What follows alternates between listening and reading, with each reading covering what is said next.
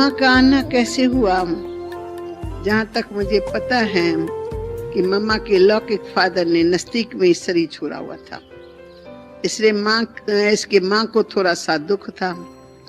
और 3 बच्चियां थी आपस में, मानो माँ को 3 बच्चियां थी, बच्चा कोई नहीं था।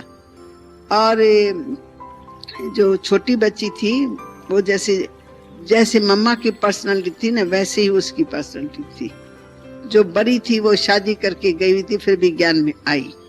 उनकी पर्सनालिटी और थी, उनकी और थी, दोनों की। तो ये दोनों ही हैदराबाद सिंध में वहाँ स्कूल से जब गुजरती थी तो जोराब और फ्राक मुंबई की रहने वाली थी। जन्म मैंने सुना अमृतसर में हुआ, सुनाने पर देखा।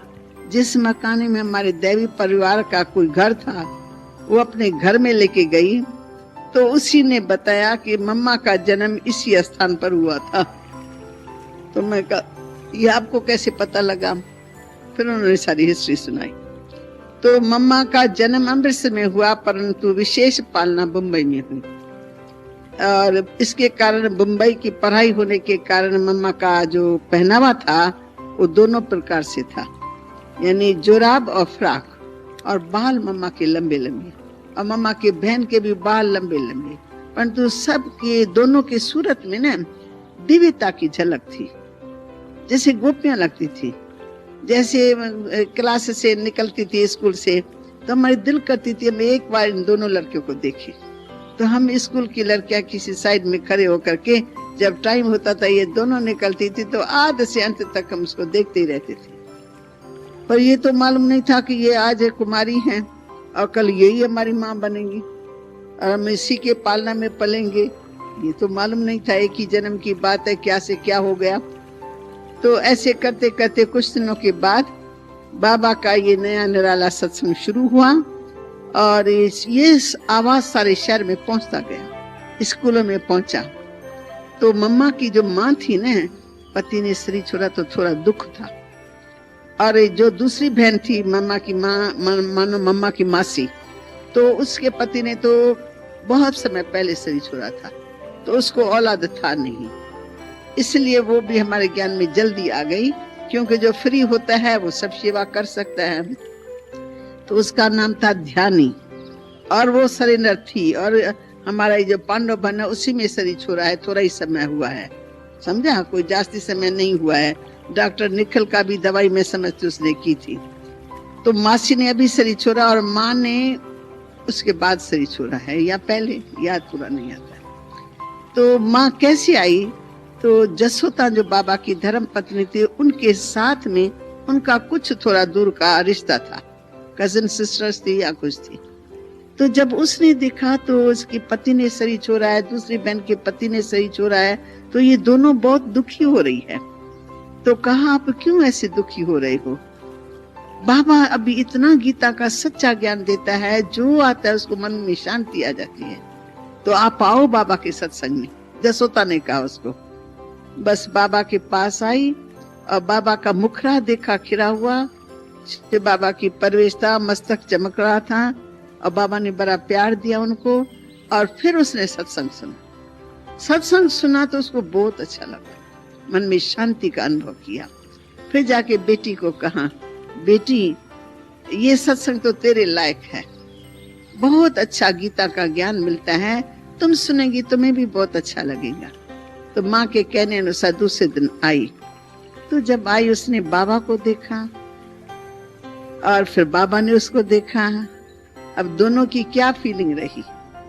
जब बाबा ने उसको देखा और मम्मा ने बाबा को, तो मम्मा की अंदर की फीलिंग ये थी, मुझे मेरा सच्चा पिता मिल गया, बस मिल गया, और सच्चा गीता ज्ञान मिल गया, क्योंकि एक बाबा की वाणी सुनी।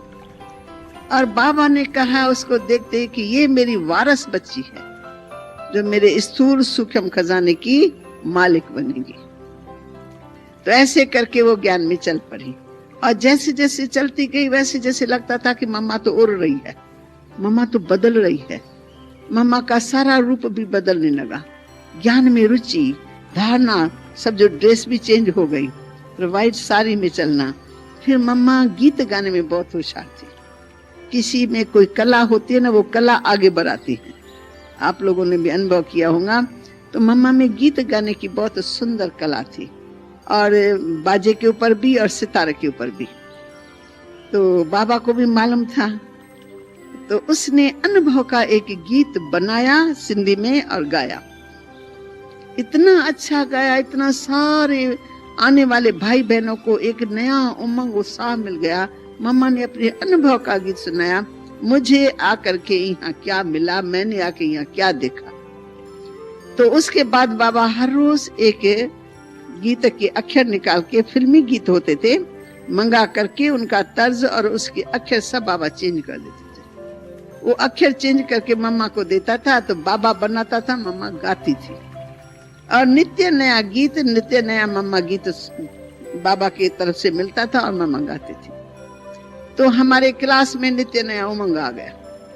सुनने वाले इधर उधर से समाचार सुन करके सब लोग असली इस सत्संग में सब आने लगे। और कन्याओं माताओं का इतना बड़ा सत्संग जल्दी जल्दी जल्दी जल्दी वृद्धि को पाता रहा। तो ये आवाज शहर में पहुंचा। तो एक तो मम्मा की आकर्षण, एक बाबा की खुद की आकर्षण, और दिव्य दृष्टि दाता ने भंडार दिव्य दृष्टि का खोल दिया। ओम की धुनी लगती थी तो कई माताएं कन्याएं ध्यान में चली जाती थी, ट्रांस में चली जाती थी। तो उनमें उनको अनेक प्रकार के दिव्य दर्शन होते थे। विनाश का साक्षात्कार माताओं को, सतयुग आने वाला वो साक्षात्कार, और सतयुग के कई नजारे देखते थे। आंखें बंद है, मैंने खुद देखा, आंखें बंद है पर कृष्ण को देख रही है, और कृष्ण ऐसे जा रहा है, तो आंखें बंद है, ये उसके पीछे पीछे जा रही है। तो बाबा को मालूम होता था कि इन बच्चों को ऑलमाइटी बाबा साक्षात्कार कराता है, तो वो मेरे को नहीं देखते, वो कृष्ण को देखती हैं, वो कृष्ण के पीछे भागती हैं। तो बाबा छिपके से, हाँ, उनसे बहनों के बीच से चक्कर निकल करके बाबा अपने ऊपर, बाबा अपने रूम के तरफ चला जाता था, और दरवाजा भी बाबा बंद कर लेता था। क्यों? बाबा को पता है वो मेरे को कृष्ण देख रही है, वो आके पकड़ेंगी।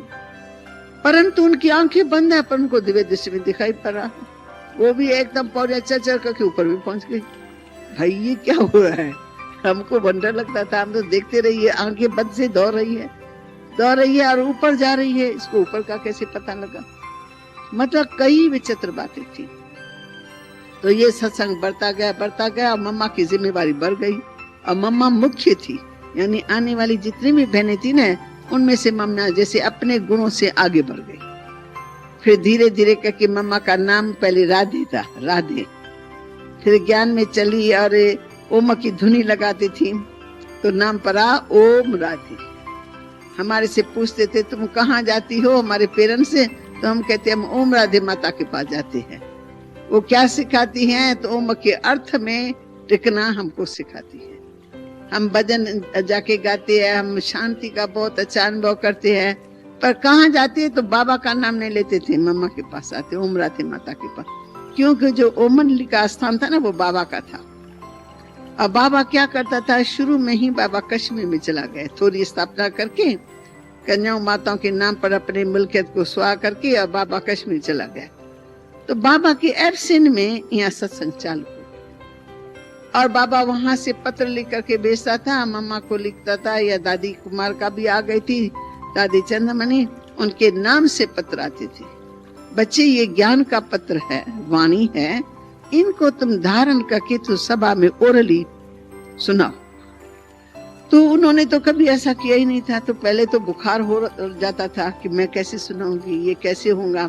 फिर मम्मा उनमें शक्ति भरती थी। मम्मा कहती जैसे और बातें सुनाते हो ना, कई कई दिनों की पुरानी बातें लंबी चौड़ी सुनाते रहते हो, अब ये ज्ञान हमारे जीवन है, ज्ञानी हमारा दिन है, ज्ञानी हमारा रात है, ज्ञानी हमारा परिवार, सब कुछ हमारा ज्ञान है, इसे क्यों नहीं वर्णन कर सकते हो? तो बाबा ने भेजा है तो बाबा भी तो समझता है ना, इसलिए आप सोचो, उसने निश्चय किया आप में, तो आप अपने में निश्चय रख करके बोलो। फिर वो बहनों में भी बोलने की ताकत है, हर रोज हर एक के नाम पर, जैसे समझो हमारे पास दीपा है, मंजू है, पर एक एक के नाम पर हो और वो आके यहाँ क्लास कराए। तो रोज छोटी छोटी बहनें, और वो आकर के बहुत अच्छा क्लास कराती थी। उन दिनों में एज भी सबकी छोटी, 14, 15, 16, 17, बस 18 वाली तो कोई थी नहीं, या माताएं थी। तो ऐसे सत्संग शुरू हुए तो मम्मा का नाम पड़ गया ओम राधे। और फिर थोड़ा और आगे गई तो मम्मा में इतनी रूहानी शक्ति आ गई, जो बाबा के ज्ञान को न धारण करने से मम्मा उसका स्वरूप बन गई। ऐसा स्वरूप बन गए कि मम्मा जिस किसी को दृष्टि देती है, तो जैसे बाबा किसी को दृष्टि देते ना, रूहानी दृष्टि, और शिव बाबा की करंट चालू हुआ ऊपर से, तो बाबा खरे खरे किसी को ऐसे दृष्टि देते हैं ना, तो सामने कितने भाई बहने ध्यान में चले जाते।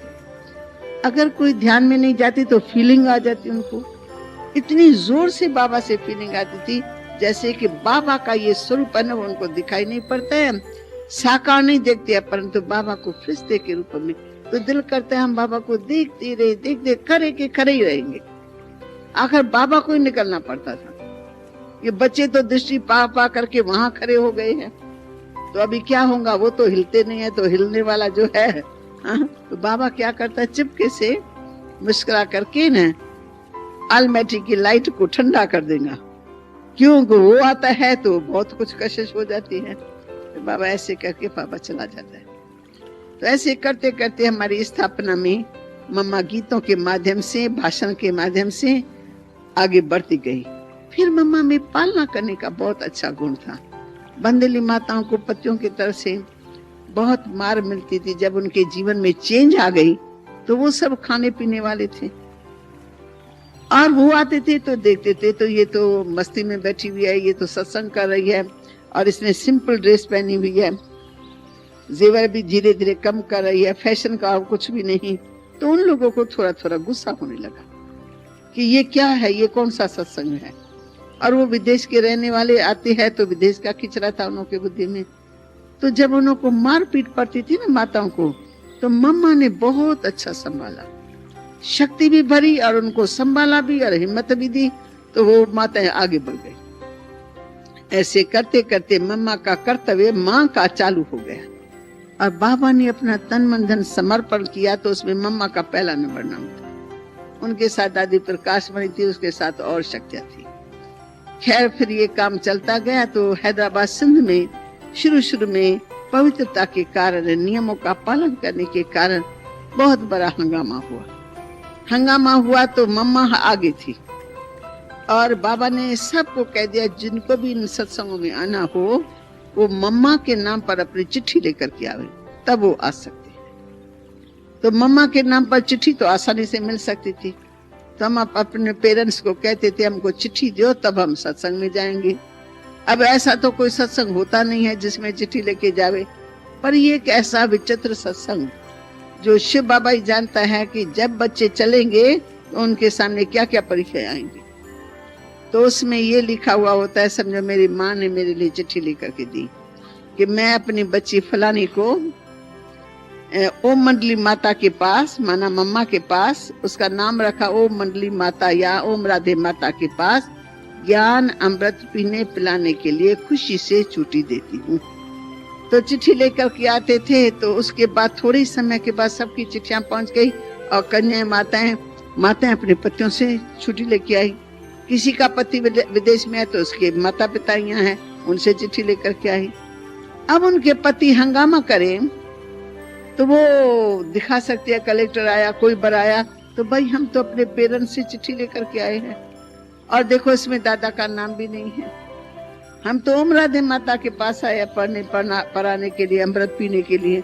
ये तो माताओं कन्याओं का सत्संग है, तो हमारे को क्यों रोका जाता है, क्यों बंधन डालते हैं। हाँ, खुद धारणा में नहीं चल सकता भले न चले, पर मैं चलना चाहती हूँ तो मेरे को क्यों रोक पड़ती है। ऐसे करते करते मम्मा हमारी हिम्मत और उल्लास बढ़ाने वाली थी, और जैसे शक्ति सेना की सेनानी एकदम आगे। तो कोई भी बड़ा आदमी आता है, बातचीत करता है, तो मम्मा समझो सारी संस्था की तरफ से जवाब देती, क्यों कलेक्टर आएगा, भाई ये क्या बात है, ये शहर में क्यों हंगामा हो रहा है, आपका ज्ञान क्या कहता है। तो मम्मा उनका जवाब देती थी। दादी प्रकाश मणि जब ऐसे सब आते थे। खैर ऐसे करते जब थोड़ा हंगामा बढ़ा, इनसे पहले 2 स्थान थे बाबा के। एक का नाम था ओम मंडली, जो बाबा का होम था, जिसमें बाबा खुद रहते थे। यानी आंखों से देखा त्याग कैसा होता है, वंडरफुल।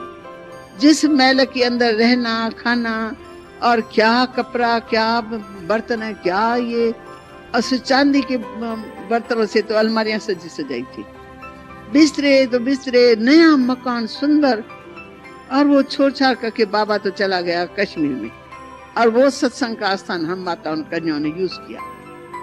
कहाँ हम जसोदा मैया के पास आते थे, और कहाँ वो जसोदा मैया ही घर छोड़ के चली गई और सारा घर हम बच्चों को दे गई।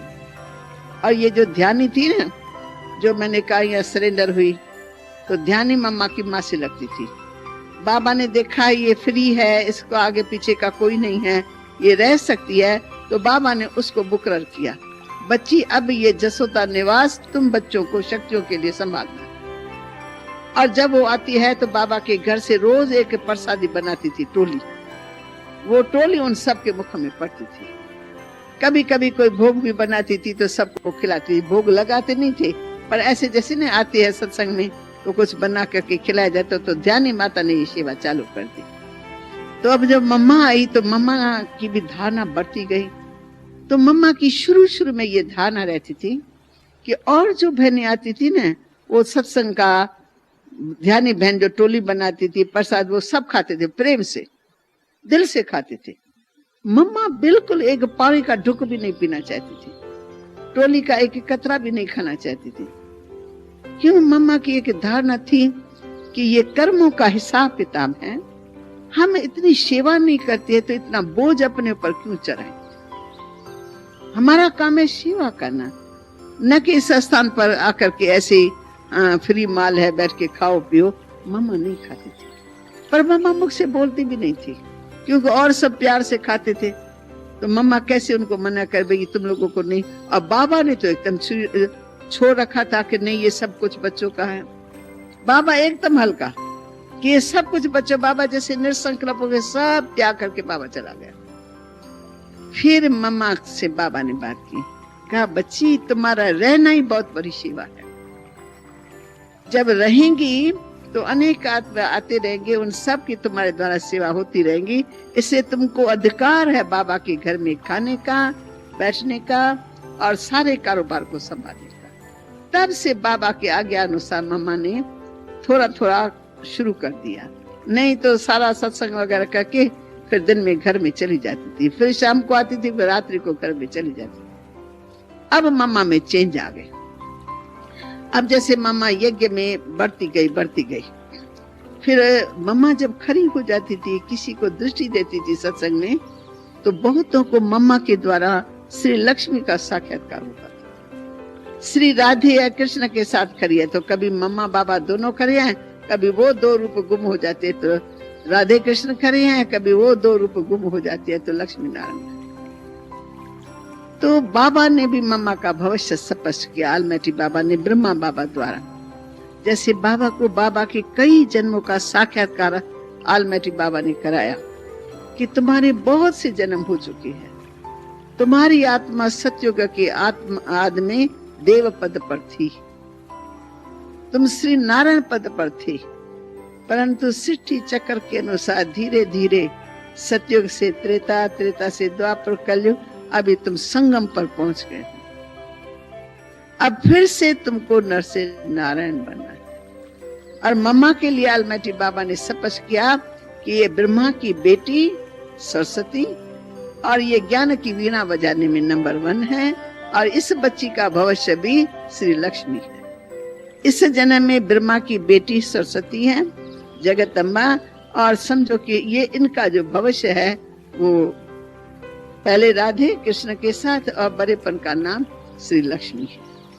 तो जैसे कि हमने देखा कि आलमैटी बाबा ने डिक्लेयर किया बाबा के द्वारा, और मम्मा की चाल डाल, उठना बैठना बड़ी रॉयल्टी, धीरज से चलना, धीरज से बैठना, धीरज से देखना, किसी की कोई बात सुनेगी बड़ी धीरज से सुनेगी, जल्दीबाजी में नहीं। जल्दीबाजी में हमने मम्मा को जल्दी जल्दी में चलता हुआ देखा ही नहीं, जैसे तुमको काम पड़ेगा फटफट फटफट जाएगी। मम्मा को कभी भी हमने ऐसे करके जाता हुआ नहीं देखा, हमेशा शांति से, ऐसा लगता था जैसे विश्व महारानी आ रही है। रॉयल्टी के संस्कार इमर्ज हो गए। बाबा की तो रॉयल्टी के संस्कार शुरू से हमने देखा। शिव बाबा ने प्रवेश किया तो बाबा का रथ भले साकार में साधारण साड़ी और धोती और कमीज पहनते थे, पहले भी और पीछे भी ड्रेस वही बाबा की रही, पर बाबा का भी चलना, बाबा की दृष्टि, तो बाबा को ऐसा लगता जैसे मुकुट नहीं पड़ा, पर ये मस्तक जो चमकता था ना वही बड़ा भारी मुकुट हो गया। मस्तक चमक रहा है जैसे कोई हीरा चमक रहा है। तो दोनों की पर्सनालिटी ऐसी थी जो साक्षात्कार लोगों को होता था। दोनों फरिश्ते के रूप में खड़ी है। और जब भी बाबा मम्मा चले जाए, कईयों को घर बैठे मम्मा और बाबा के दिव्य साक्षात्कार होने लगे। फिर उनके साथ कृष्ण को देखते थे, उनके साथ वैकुंठ को देखते थे। तो ये बात सारे शहर में फैलती गई। फिर शहर में एक तरफ से ये स्थापना का काम जोर पकड़ रहा था। सत्संग इतना फुल हो गया जो बात मत पूछो, इतना बड़ा हाल फुल हो जाता था। तो लोगों को ये भी पता लगा इनका दिनों दिन काम बढ़ता जाता है। फलानी भी गई, फलानी भी गई, फलानी भी गई। शहर के अच्छे लोग आ गए। फिर सभी लोगों ने मिल करके हंगामा चालू कर दिया। क्योंकि उनकी धारणा बड़ी स्ट्रांग थी। ऐसा अशुद्ध खाना नहीं है, ऐसी अशुद्ध बातें देखनी नहीं है, ऐसे अशुद्ध संग में जाना नहीं। तो क्या हुआ कि हमारे जो पेरेंट्स थे वो थोड़े थोड़े नाराज होने लगे। तो थोड़ा थोड़ा जैसे होता है ना, लड़के थोड़े छेड़छाड़ करते हैं, अखबार में डालते हैं, ये करते हैं, चालू हुआ। फिर इसी बीच में एक तरफ ओम निवास खुला। बाबा का ये स्थान था जिसमें मम्मा ही आके सेवा संभालती थी, माताएं कन्याओं का आना सत्संग, उसका नाम ओम मंडली। और दूसरा एक स्थान था, उसका नाम था ओम निवास, जो हमारी प्रकाश मणि दादी उनके साथ 4 साथी और थे। चंद्रमणि दादी, शांतामणि दादी, उनके साथ 2 बहनें और थी। उन्होंने सारा उनको संभाला। तो दादी ने संभाला ओम निवास और मम्मा ने संभाला ओम मंडली। जैसे अभी देख रहे हैं ना, दादी वहां है तो मैं यहाँ हूँ, तो शांतामणि नीचे, शांतामणि ऊपर, तो हम नीचे, ऐसे। वो इस समय भी ऐसा ही था। फिर ऐसे करते करते हमारा उस तरफ का काम बच्चों का बहुत जोर पकड़ने लगा। ओम निवास में कई छोटे छोटे बच्चे आने लगे, बहुत अच्छे उनको पाठ बाबा लिख करके देता था, बच्चे पक्के करते थे। और बड़े बड़े लोग आकर के वो बच्चों के मुख से ज्ञान सुनते थे। बच्चों के मुख से ज्ञान तो सबको अच्छा लगे। सबका ये तो राज ऋषि कुमारों का वो राज ऋषि भवन बना है और उसमें कुमार कुमारियों को ऐसी सुंदर ट्रेनिंग मिलती है, तो लोग बहुत खुश होने लगे। खैर 1 साल के करीब 1936 में स्थापना हुई है। 1937 में सारा साल हम हैदराबाद में इस स्थापना के काम में लगे हुए थे। फिर 38 में बाबा को कराची के ही कुछ बच्चों ने निमंत्रण दिया। उस निमंत्रण पर बाबा हम सब बच्चों को वहाँ कराची में लेके गए। तो कराची में 2-4 बड़े बड़े भवन लेके, बड़े बड़े बंगले, जिसमें बाग बगीचा, मकान भी अच्छा, आपको फिर स्लाइड्स भी दिखाएंगे। तो रमेश ने कहा मैं आज नहीं दिखा सकता हूँ, कल परसों दिखाऊंगा, तो मैं आप लोगों को पहले इतला दूंगा। कल वहां दिखलाई थी। आप में से हो सकता है किसने स्लाइड्स देखी हो। बड़े बड़े बंगले थे, क्या बाग, क्या बगीचे, रॉयल बंगले। फिर उसमें हम लोग कराची में रहे ना, तो हम सबको अच्छा लगा। हैदराबाद में शहर के बीच में मकान थे, मकान अपने आप में अच्छे थे, परंतु शहर के बीच में, एकदम बीच में, छोटी छोटी गलियों में ना, तो लोग हंगामा बहुत जल्दी कर लेते थे। और कराची में किसी की ताकत नहीं कि बंगलों के अंदर कोई घुस सके। तो बंगले में सेफ्टी भी होती है, पहरे पर भी हमारी बहनें होती थी जो कोई भी अंदर घुस न सके। तो ऐसे करके फिर हम कराची में रहे ना, तो कराची में मम्मा का पाठ यज्ञ माता का बन गया। यज्ञ में भोजन पकता है। सरेंडर होकर के आ गए ना, 350-400 के लगभग हम उस भवनों में रहने लगे। कहाँ कन्याएं माताएं, कहाँ कन्याएं, कहाँ माताएं, कहीं कुमार, कहाँ सब, और कुछ बाबा का भवन अलग था समझो। मतलब 4 भवनों में अलग अलग हम होकर के रहने लगे। तो मम्मा उनके साथ रहती थी जो हमारे जैसी कुमारियां थी, 100 के करीब होंगी कुमारियां। उस सारे बड़े भवन के अंदर हम मम्मा के साथ में रहती थी। बाबा का बंगला अलग था। तो सारी दिनचर्या हमारी मम्मा के हाथ में थी। अमृत वेले से लेके रात तक सारी दिनचर्या मम्मा के हाथ में।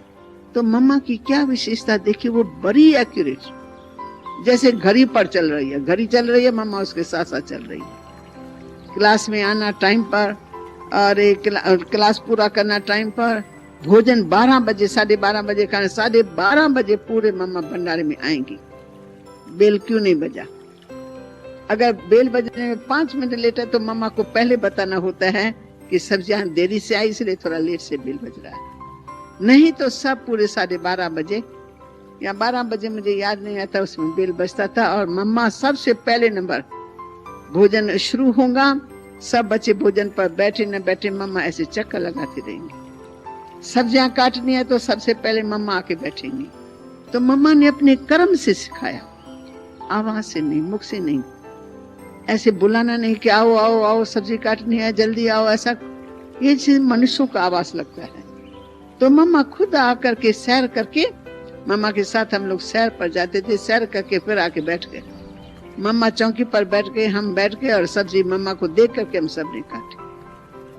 तो प्रैक्टिकल लाइफ में देखा मम्मा ने वचन से काम कम लिया पर खुद करके दिखाया, खुद कर करके सिखाया। यज्ञ के भोजन के लिए रिगार्ड ये मम्मा ने सिखाया।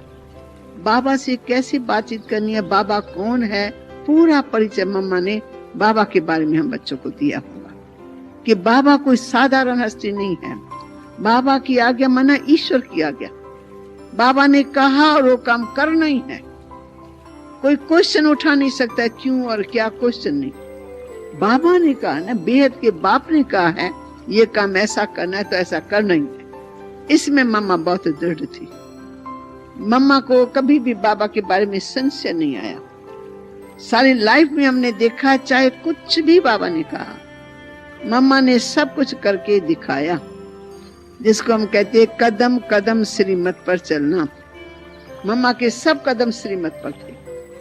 चाहे मम्मा की तबीयत खराब है, डॉक्टरों को दिखाया गया, कोई फोड़ा था मम्मा को थोड़ा सा, तो डॉक्टर ने कहा तो इसका तो बड़ा ऑपरेशन होगा, मम्मा को हॉस्पिटल में दाखिल होना पड़ेगा, आश्रम के अंदर इतना बड़ा ऑपरेशन नहीं हो सकता, समझो कुछ। और बाबा को नहीं अच्छा लगता है जगदम्बा उसका ऑपरेशन और वो हॉस्पिटल में जाए, नहीं हो सकता। बाबा को अंदरूनी प्रेरणा नहीं आती है तो मम्मा तक वो बात पहुंचती है। बाबा को प्रेरणा नहीं है कि मम्मा ये ऑपरेशन करा, घर के इलाज से ठीक हो सकती है, तो बाबा बता देता था ये इलाज घर में चालू कर दो, और सब पर का बाबा को प्रेरणा नहीं आती। तो मम्मा ने देखा बाबा को प्रेरणा नहीं, तो मम्मा खुद के लिए कहे कि नहीं, कल को फिर मेरा और कुछ बढ़ जाए या क्या हो जाए, इससे मैं समझती हूँ ऑपरेशन हो जाए तो अच्छा है।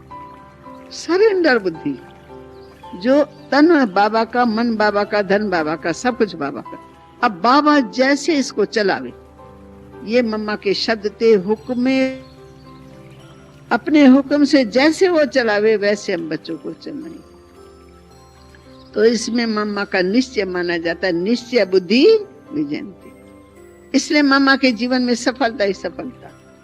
जो तकलीफ होती थी ना, वो जैसे बाबा ने कहा और हल्का सा इलाज किया उससे ठीक हो गए।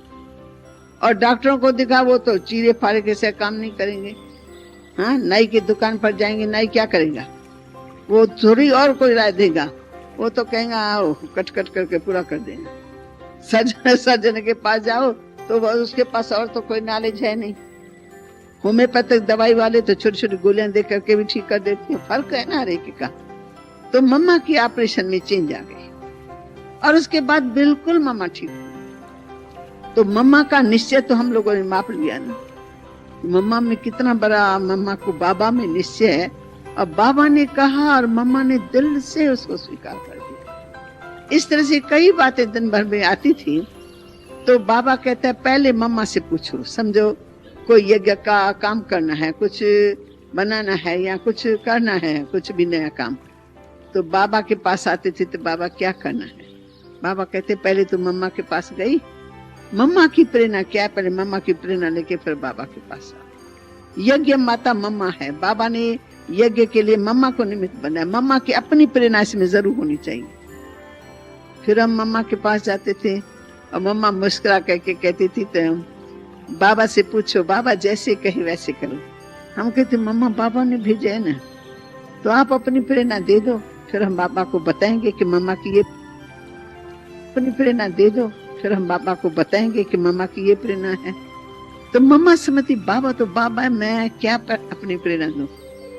मम्मा ऐसे से टालने की कोशिश करती थी, लेकिन जब बाप मम्मा को पता है बाबा ने भेजा है, तो फिर मम्मा कहती मैं समझती हूँ ऐसा हो तो अच्छा है, 2 अक्षर बोल दे। फिर हम बाबा को आके बताते, बाबा कहते अच्छा अच्छा जो मम्मा ने कहा ना वो करो। तो ऐसे करके करके मम्मा की स्थिति बढ़ती गई और यज्ञ माता का पूरा पाठ लेके, जैसे माँ होती है ना, माँ वाले संस्कार मम्मा में इमर्ज हो गए। कोई बीमार पड़ा, उसके पास जाना, उसकी सेवा में क्या उसको चाहिए क्या नहीं है, उनकी मनसा सुनना। कोई चलते चलते थोड़े से तंग हो जाते या नहीं चल सकते हैं या कर्म इंद्रियों को नहीं कंट्रोल कर सकते हैं, तो मम्मा रूहानी पालना करती थी। बुला बुला करके बिठाना, प्यार देना, दृष्टि देना, उसकी दिल लेना। सबसे बड़ी बात है दिल लेना। तो जैसे जैसे मम्मा ने दिल ले ली, वैसे वैसे सब बच्चों के दिल को मम्मा ने खींच लिया। मम्मा की वाणी सरल लगती थी, थोड़ा एक ही पॉइंट के अंदर वाणी होती थी, तो हम छोटे छोटे बच्चे, हमारी बुद्धि में वाणी फिट बैठ जाती थी, तो हम बड़ी मम्मा की महिमा करते थे।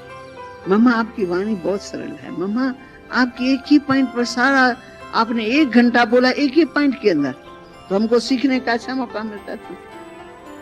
पर मम्मा हमको कहती थी कि ये मुरली किसने सिखाई, उसको मत भूलो। ये ज्ञान कहाँ से मिला, बाप से मिला। तो मेरी बड़ी माँ वो है, माता पिता है, जिसने ये ज्ञान दिया, जिसको हम आप बच्चों के आगे थोड़ा आपको सिखाने के लिए सरल ढंग से बताते। पर मुरली किसकी है, मुरली तो प्यारे मुरलीधर की है ना, शिव बाबा की है ना। तो मम्मा हमारा ध्यान कदम कदम कदम कदम पर बाबा की तरफ खिंचवाती। बाबा माना बेहद का बाप। बाप की आज्ञाओं का पालन करना, आज्ञाओं का पालन नहीं करेंगे बोझ चढ़ जाएगा, और बोझ चढ़ेगा तो वो बच्चा उन्नति को नहीं पा सकेगा। इस तरह से मम्मा रूहानी पालना करती थी। जैसे माँ स्थूल में भोजन पका के बच्चों को खिलाती है, खाया ना खाया, बीमारी में ध्यान रखना, नींद फिटा करके ध्यान रखना, कभी बच्चों की दिल लेके घुमाना फिराना, ये सब काम मम्मा का, घुमाने का, फिराने का, खिलाने का, पिलाने का। जैसे दादी वहां बैठे सब बच्चों का ध्यान रखती है। ऐसे समझो कि मम्मा की प्रैक्टिकल धारणा में जो आज दादी पालना दे रही है वो सब मम्मा करती थी। इसलिए यज्ञ माता हो गई। तो मम्मा का नाम जगदम्बा श्री सरस्वती परा, क्योंकि आलमैटी बाबा ने मम्मा का भविष्य बताया और मम्मा का पाठ स्पष्ट दिखाई पड़ रहा था सबको। तो कहते ना प्रैक्टिकल के आगे प्रमाण की क्या आवश्यकता है, कोई मांग नहीं सकता। प्रैक्टिकल देख रहे ना, मम्मा मम्मा का पार्ट प्ले करिए, बाबा ये तो दादी में परिवर्तन आया बाबा के जाने के बाद। नहीं तो वो भी स्टूडेंट थी, मुंबई में सेवा करती थी, जैसे कोई दिल्ली में करता है तो कोई मुंबई में करता है, ऐसे दादी भी एक स्टूडेंट। जिस दिन बाबा व्यक्त हुआ उसी दिन दादी को हाथ में हाथ और दृष्टि देके अपना सब कुछ बाबा सौंप गया। तो हमें वंडर लगता है कि सचमुच दादी ने संभाल लिया सारी कारोबार। इस सारी कारोबार संभालने का इसमें साइज कैसे हुआ? पहले तो कभी काम किया नहीं था, मुंबई में रहती थी, लिटरेचर छपाना, ये करना, वो काम कराती थी, 50-60 स्टूडेंट्स आते थे, लेकिन इतने बड़े यज्ञ के कारोबार को उसने संभाल लिया। और बाबा अव्यक्त हुआ तो हजारों को बुलाना, फिर हजारों ने मिलकर के बाबा का अव्यक्ति लास्ट में दर्शन किया। फिर सारे यज्ञ को चलाने के लिए ऐसा लगा जैसे आलमैटी बाबा ने इसको निमित्त बना के ये सब शक्तियां मिली थी सब। क्योंकि हमने देखा कि मम्मा की एक बात तो इतनी अच्छी थी कि बाबा जो कुछ कहता था मम्मा सदा ऐसे मीठा मुस्कुराती और बाबा को कहती जी बाबा, हाँ बाबा और जी बाबा। कभी मम्मा ने दूसरा कुछ बोला ही नहीं। जब बाबा पूछेंगे मम्मा, तो मम्मा भी कहता था, बच्ची भी कहता था, मम्मा बच्ची अब क्या करना है, ऐसे करेंगे ना आज बच्चों के लिए। मम्मा कहेंगी जी बाबा। एक हाँ बाबा बड़ा मीठा बोलती थी, एक जी बाबा बोलती थी। और बाबा एक तरफ बैठता था, ये 2 संदलियां है ना, ये उस समय का रस्म, एक तरफ बाबा बैठता है तो एक तरफ मम्मा बैठती है। ये समझो संदली बाबा की है और ये संदली मम्मा की है। तो मम्मा को बाबा हमेशा कहते हैं पहले 15 मिनट पहले तुम क्लास में जाओ। ला है कि जगत अम्बा सरस्वती माँ सबसे पहले उनकी सितारा बजनी चाहिए, बंसुरी बजनी चाहिए, उसके बाद बाबा आएगा। तो मम्मा पूरे 15 मिनट जैसे सिर्फ मापा तोला हुआ हो, तो जैसे बाबा के आने का टाइम होगा मम्मा ओम शांति करके पूरा कर देंगे, फिर बाबा आके बैठेंगे। कभी कभी कहेगा मम्मा मैं तो तुम्हारी वाणी सुनता नहीं हूँ, मम्मा आज बाबा बैठा है, तुम वहां पे जैसे बोल रहे थे ना वैसे बोलते रहो। पढ़ाई से प्यार, मुरली को दिन में 3-3 बार पढ़ती थी, तो हमें समझ में नहीं आता है, तो मुरली बाबा की एक बार पढ़ने से सब बुद्धि में आ जाता है। मम्मा 3-3 बार क्या पढ़ती है और क्यों मम्मा पढ़ती है, तो मम्मा को क्या अंदर से मिलता है। तो जब मम्मा से हम प्रश्न पूछते थे तो मम्मा कहती है जितना बार हम पढ़ते हैं उतने बार हमको नई नई शक्तियां मिलती हैं और बिल्कुल आत्मा मगन हो जाती है।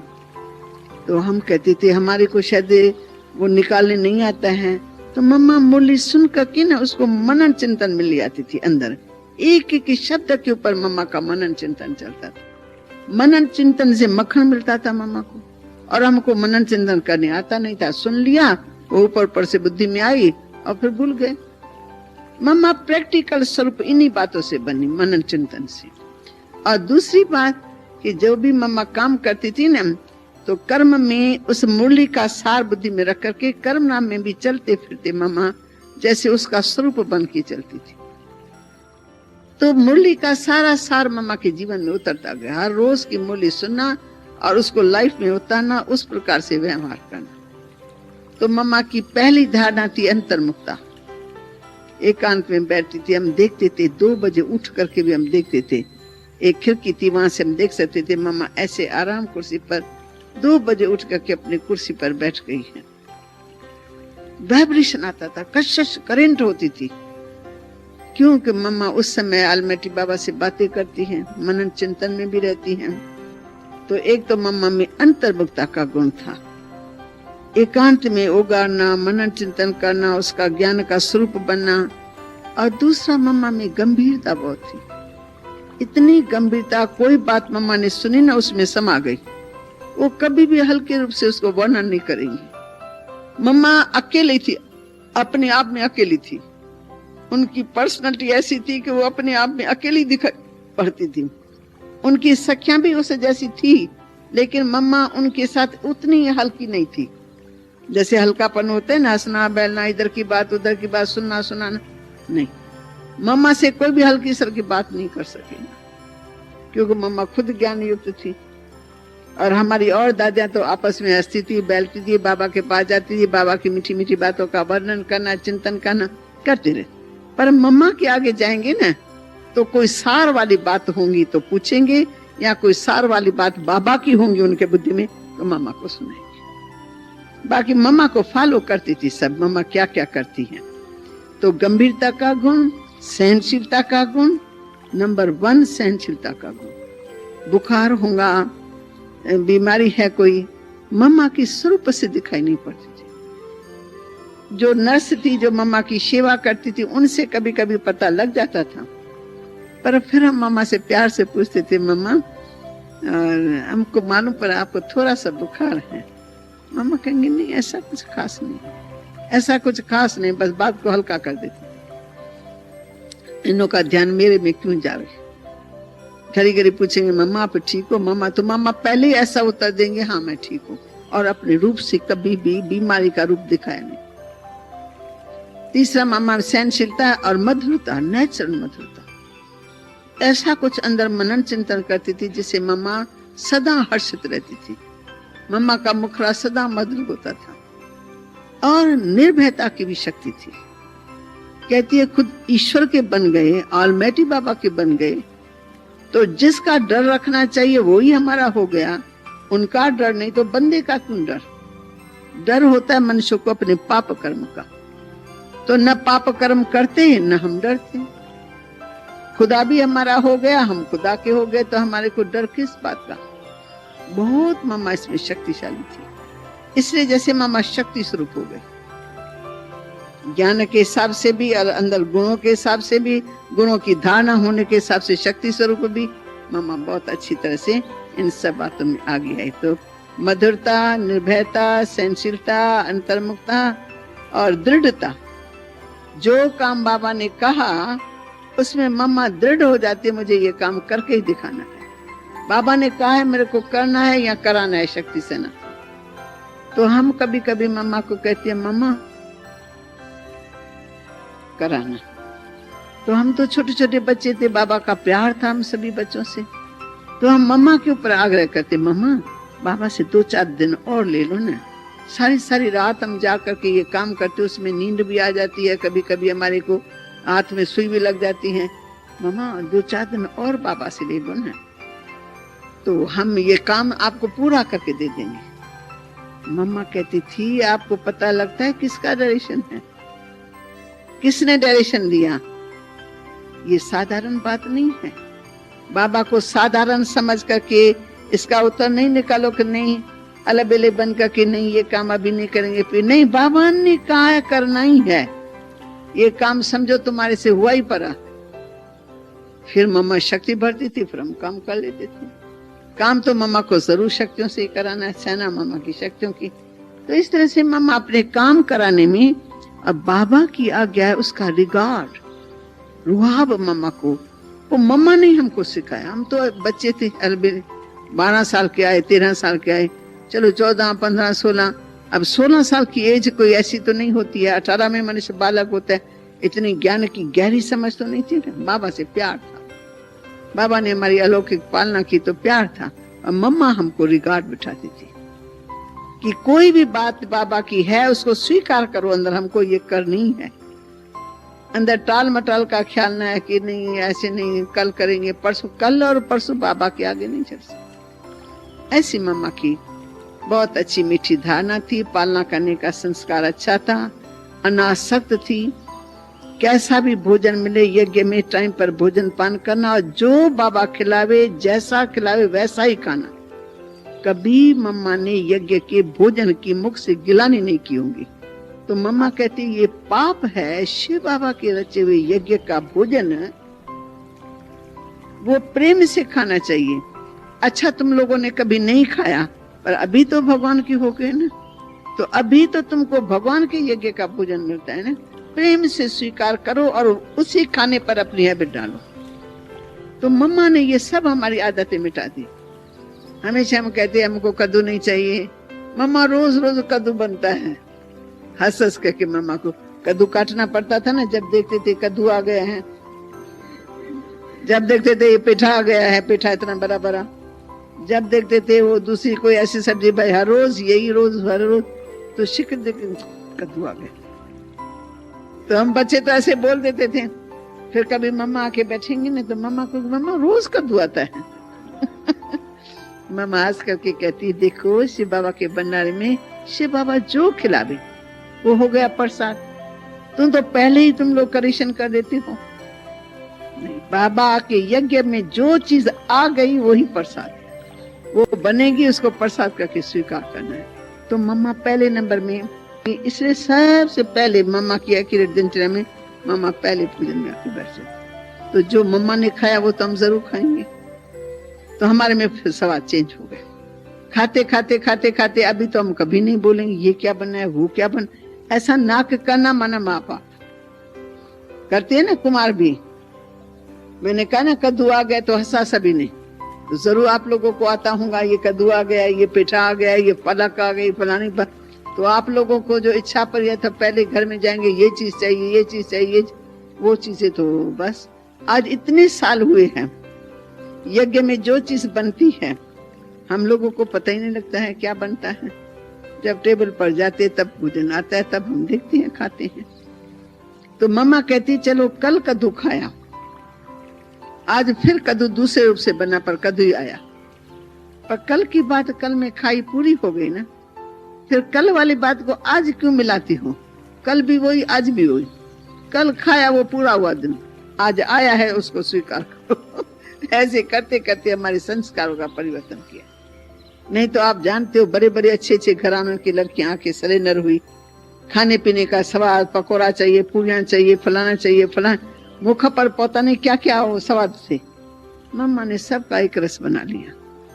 रोटी भी कैसी खानी है, भोजन सब्जी भी कैसी बनानी है, कैसी खानी है, ये संस्कारों का परिवर्तन ये मम्मा की प्रैक्टिकल लाइफ से हमारे में।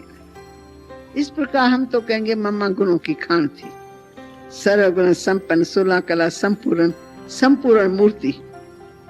तो हम मम्मा के लिए और तो कुछ कहने से विस्तार करती है तो बहुत है, सार मिलाओ तो सभी मम्मा में करती। ओम शांति।